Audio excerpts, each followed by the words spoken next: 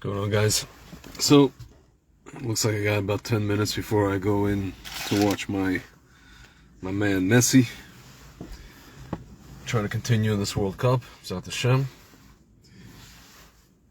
So, guys, I'll make this short and relatively short and sweet. You know, guys, I was in my apartment in Jerusalem, November 2012. More or less exactly 10 years ago. And it was the day after Obama was reelected as president of the United States.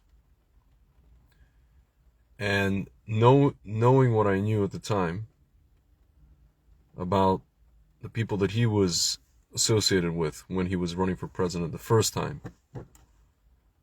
and knowing that you only need a very short period of time to bring all of those people, so to speak, out from the shadows and into the forefront, and not only them, but their ideology, and use their ideology to basically spread that ideology, that poisonous ideology in the entire all of society, at least in America. I understood that the time for Jews in America would soon be over. And I remember telling my mother, the day after he was reelected in 2012, I told her, I don't know how this is going to go down, but I know that both the left elements or entities from the left wing and the right wing are going to come after the Jewish people in America. It's not going to be fun for Jewish people in America. I don't know when it's going to happen, but I think it's going to happen sooner than later. Her response to me at the time was, this is not a homogeneous, whatever you want to call it, society. This is not like Germany. This is not like, Scandinavia.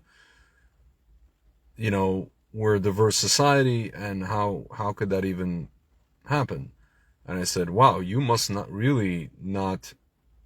know Jewish history, because it doesn't really matter what kind of a society it is. All that matters is that whenever the Jews get comfortable, that's like the biggest red flag there could possibly be.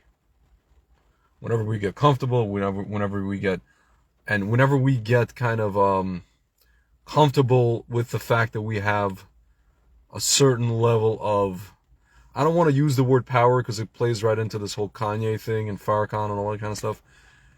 I'll just say it like this. We get comfortable with the fact that we have a certain amount of cachet. Because ultimately, listen, most of the companies and most of stuff isn't run by us. It's run by non-Jews. It's not a fact that we run stuff. It's not. But we are visible because of our small, our, so to speak, acumen relative to our size is very disproportionate, right? That's why we end up being very, very visible, because of the impact that we have given our very, very small size. Again, 25% of Nobel Prize winners are Jews. I mean, again, this is just a fact. I'm not like here to claim any kind of supremacy. It's just we are disproportionate people. Let's put it that way. We have a lot of disproportionate stuff going on. So, yeah, and I sensed it back then. Again, I couldn't. She even asked me. She's like, "How do you see this happening? Even can you please?" I said, "I can't. I don't know. All I can tell you is that there are these elements on the left wing side of the political spectrum that don't like us. Primarily it's towards Israel, but also towards Jews. Really, when you slice it down, if you go to a protest, anytime any flare up happens in Gaza, and then there's like, say, Arabs, Muslims protesting in America, they're yelling about Jews. They're not just yelling about Israel. They'll attack you if you're Jewish. They will. They don't care what type of Jew you are. They'll call a Satmar guy a Zionist. They don't know the difference, right? And then on the right side of the political spectrum, you have these neo-Nazis. You have these people. Unfortunately, a lot of them are part of what's called the truther movement. which basically my friend Ephraim's brother is essentially was the leader of it. Truther meaning people who believe that, there's medical, whatever, a group of people trying to kill us with so-called medicine. And unfortunately, it's been kind of infiltrated by these Jew hater types, right? So now, ladies and gentlemen, here we are. Jewish history, the broken record of Jewish history, has reached the point in the song. We've reached the point in the song where we're almost at this kind of crescendo of the song.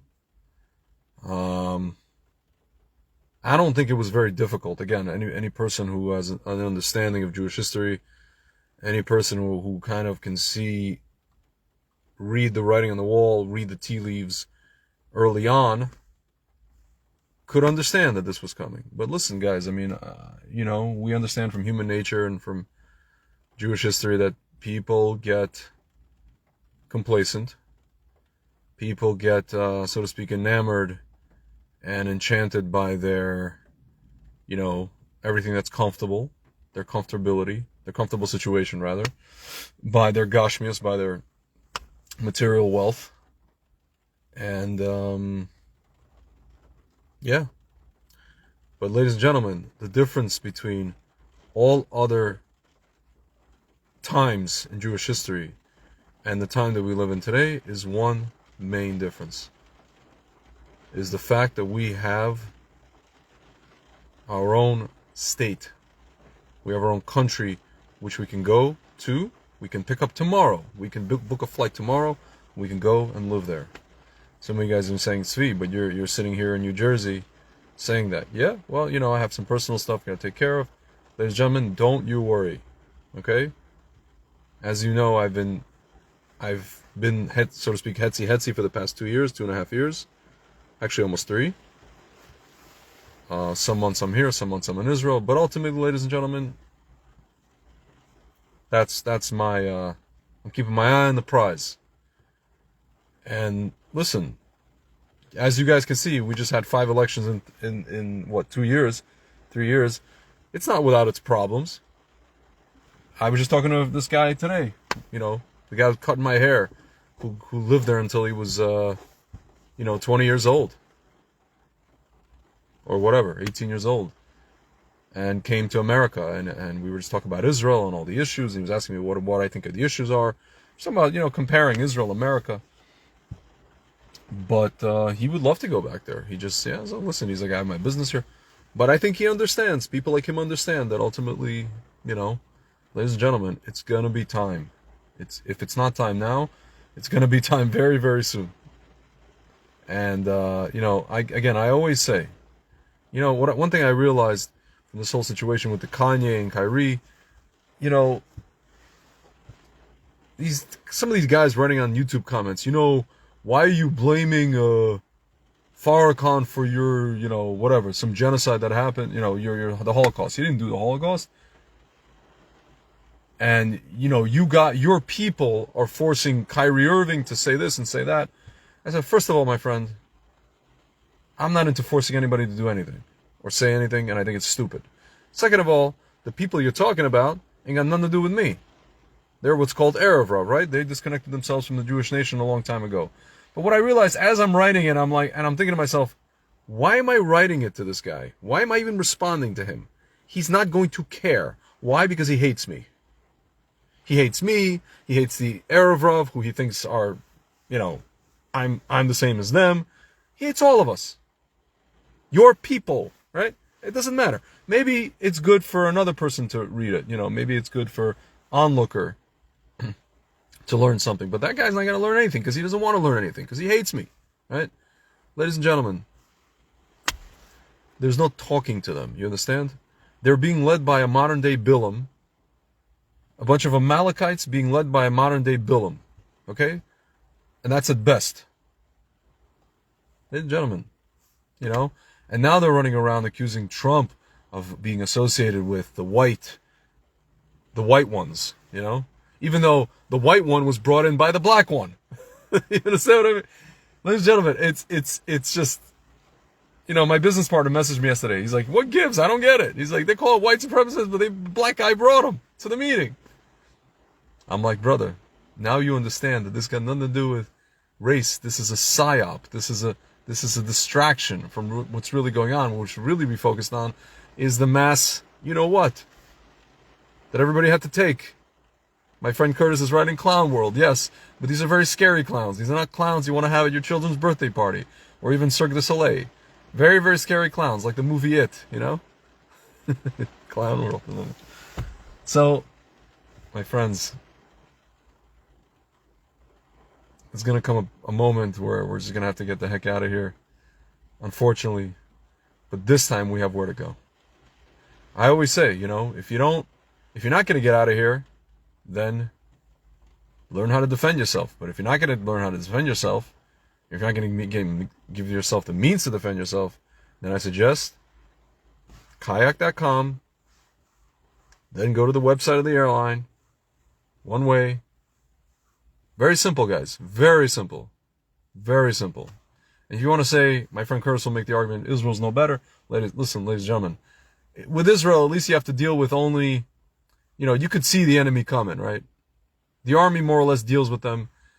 You have to deal with a government that wants to push, stuff in your arms.